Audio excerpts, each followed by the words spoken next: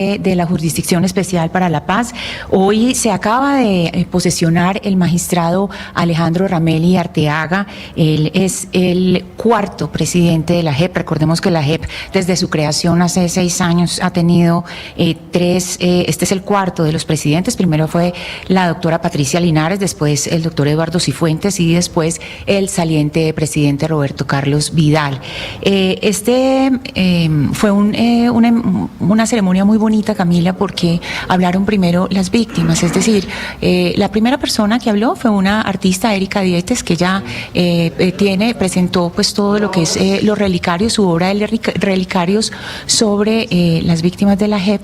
Después hablaron 3 de las víctimas que están en distintos casos y ya después fue la toma de juramento del nuevo vicepresidente José Miller Hormiga Sánchez y del magistrado Alejandro Ramelli Arteaga, quien sucede al magistrado Roberto Carlos Vidal. Y precisamente está aquí al lado mío el nuevo presidente de la JEP para darnos la primera entrevista. Camila, apenas se está acomodando ya en este momento. Sí, señora, ya le iba a preguntar yo a usted quiénes eran las personas que estaban atrás, porque seguramente los oyentes y los que se conectan con nosotros a través de nuestro canal de YouTube veían, y bueno, quién es la persona que está atrás acompañando a Ana Cristina, y veía yo salir de la oficina a un togado, y por supuesto ese togado es el nuevo presidente de la Jurisdicción Especial para la Paz, que tiene una toga particular, que es la toga de la JEP, que tiene como esos, ¿cómo decimos, Ana Cristina? ¿Qué es lo que tienen los puños de la toga de los magistrados de la Justicia Especial para la Paz? Que es como verde. Las togas de la Jurisdicción Especial para la Paz tienen en la manga, es como una franja que tiene motivos indígenas. Entonces esa es como la característica de la toga. Y bueno, saludo al magistrado, al nuevo presidente de la JEP, presidente Alejandro Ramelli. Bienvenido a Mañanas Blue. Buenos días a Cristina y a todos los oyentes de Blue Radio.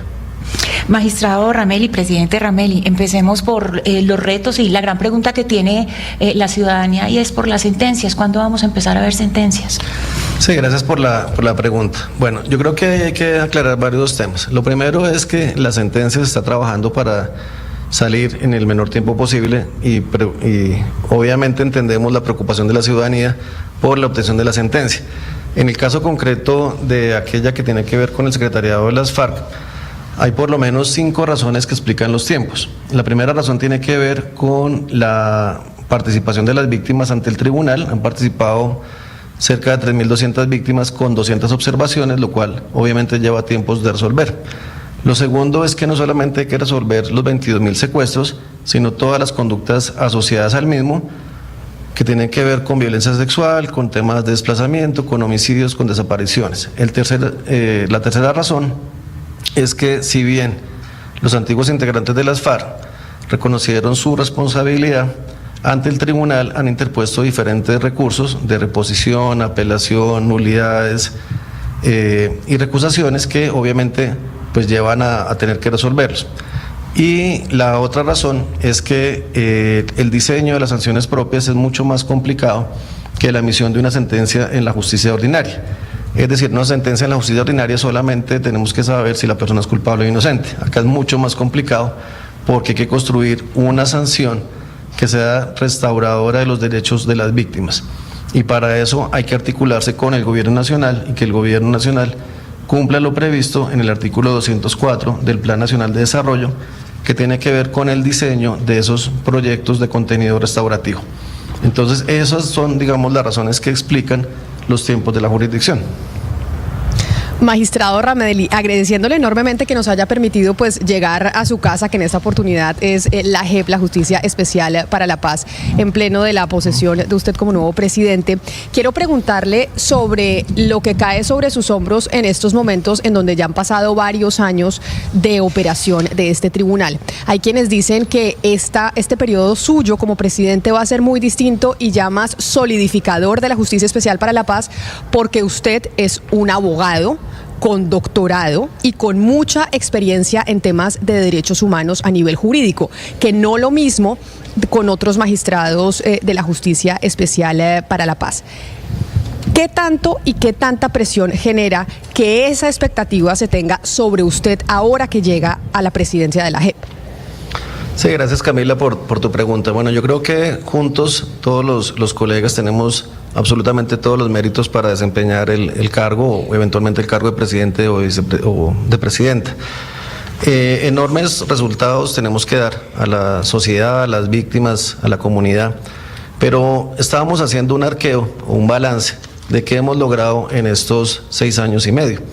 Y por eso logré identificar por lo menos 70 logros que tal vez nos ha faltado difundir o que la sociedad conozca, más allá del tema de la sentencia que ya lo acabo de explicar.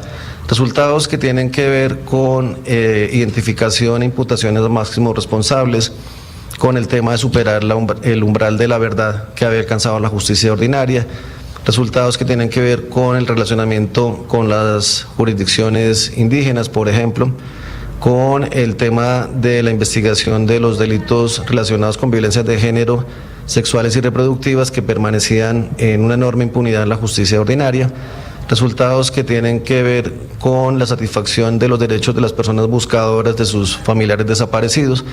Es decir, hay por lo menos 70 resultados concretos que ustedes los pueden verificar sobre lo que hemos realizado en estos 6 años y medio.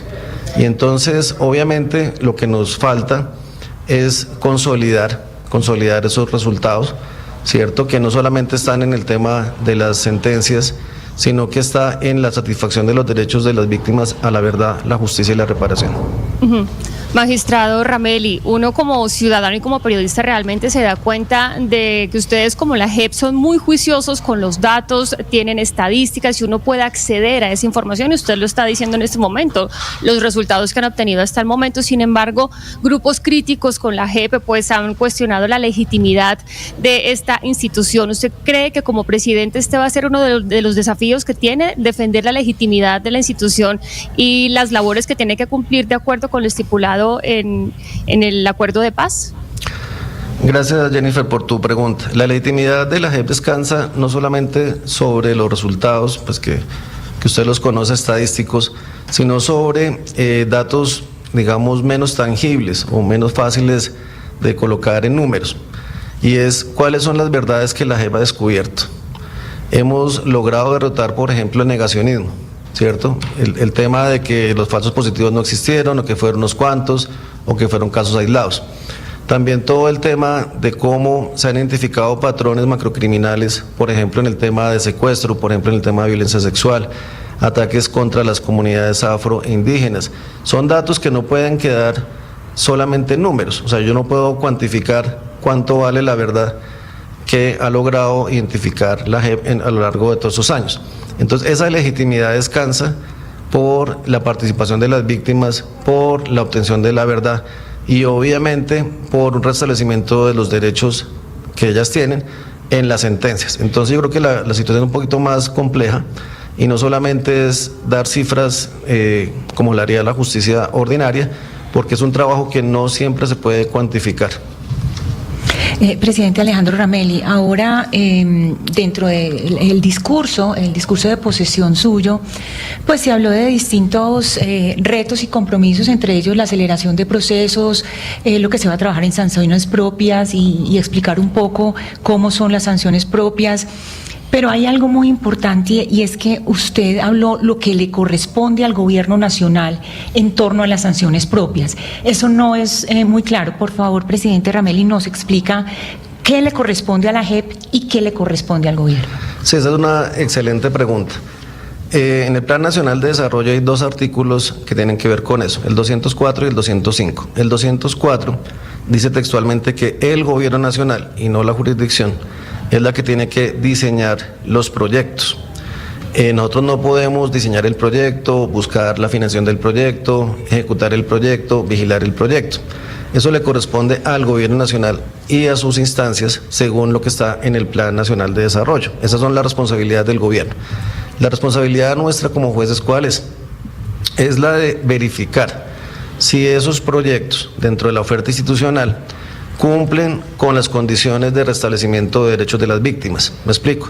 No es hacer cualquier proyecto en cualquier parte sobre cualquier cosa, sino que ese proyecto, que bien sea de memoria, que bien sea de búsqueda de los desaparecidos, que bien sea de reforestación o que sea de cualquier otra actividad en pro de las comunidades, tiene que apuntar a restablecer el daño causado. O sea, no es hacer cualquier cosa en cualquier sitio, yo creo, o si lo queremos decir en términos más coloquiales, no es ponerlos a hacer un trabajo comunitario, no es eso, es identificar los daños y esos daños tienen que ser restablecidos con las sanciones. Esa es la responsabilidad nuestra de verificar que eso pase.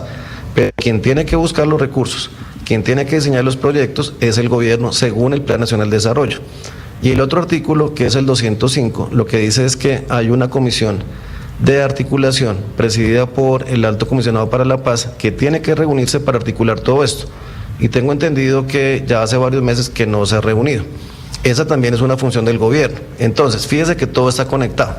El tema de las sentencias está conectado con todo lo anterior, porque no se trata de sacar sentencias que no se puedan cumplir, o sobre proyectos que no existen o que no sean viables económicamente. Por eso la urgencia de que el gobierno asuma plenamente todas sus responsabilidades, porque también eso depende de las sentencias. O sea, las dos cosas van de la mano. Sí, doctor Ramelli, ¿usted como presidente de la JEP tiene alguna posición frente a los diálogos de paz que adelanta el gobierno Petro con grupos armados que no cumplieron o traicionaron, dicen otros, el proceso firmado con las antiguas FARC? Sí, gracias Hugo por tu pregunta. Yo en lo personal, digamos, lo que tengo claro es que nosotros tenemos que cumplir el mandato que actualmente tenemos, lo que está en la Constitución y lo que está en la ley. Si ya después, fruto de esa negociación, se hacen las modificaciones correspondientes, pues nos someteremos a ese marco normativo. Pero lo que está hoy por hoy es que los comparecientes son aquellas personas que firmaron el acuerdo de paz, respetan el acuerdo de paz y que lo están cumpliendo. Esos son nuestros comparecientes. Ya lo otro es la esfera de lo político.